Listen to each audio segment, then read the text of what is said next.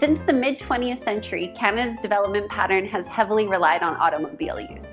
While this seemed like a good strategy at the time, we are now seeing major congestion on our roads and highways, not to mention the negative impact on the environment and public health. Clearly, another strategy is needed. Our newly elected Prime Minister, Justin Trudeau, promised $20 billion for public transportation, and that's important for a couple of reasons. First, Canada has never had a national transportation strategy, and we're the only G8 country that doesn't.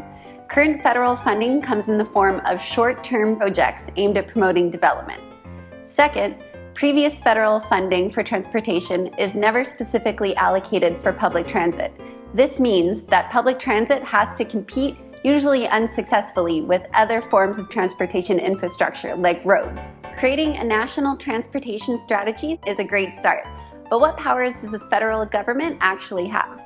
Our public transportation is under the authority of provincial governments who delegate control to local transit authorities.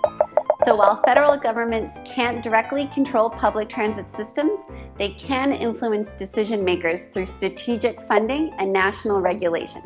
Here are 3 policy recommendations for the federal government to improve public transportation in Canada.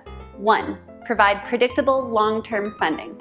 This enables regional and municipal authorities to make long-term decisions for public transportation. The current scheme discourages long-term planning because of uncertainties in funding. In Germany, the federal government provides this type of funding to state governments who distribute among regions. Given similarities in governing structures, a similar scheme would be applicable for Canada. 2. Provide funds specifically for operational and maintenance costs. At this time, Canada's federal government only covers capital expenses, leaving operational and maintenance costs to transit authorities. In New Zealand, these ongoing costs of public transportation are split between national and regional governments. If Canada specified funding for operational costs, local transit authorities could better expand service and optimize existing transportation infrastructure. 3. Integrate local land use and transportation plans. Land use and transportation are intricately connected. However, these decisions are often made by different levels of government working independently of each other. Oregon has had success forming communities with representatives from different levels of government to integrate their transportation and land use plans. As a condition for funding, the Canadian federal government could require coordination between land use and transportation plans.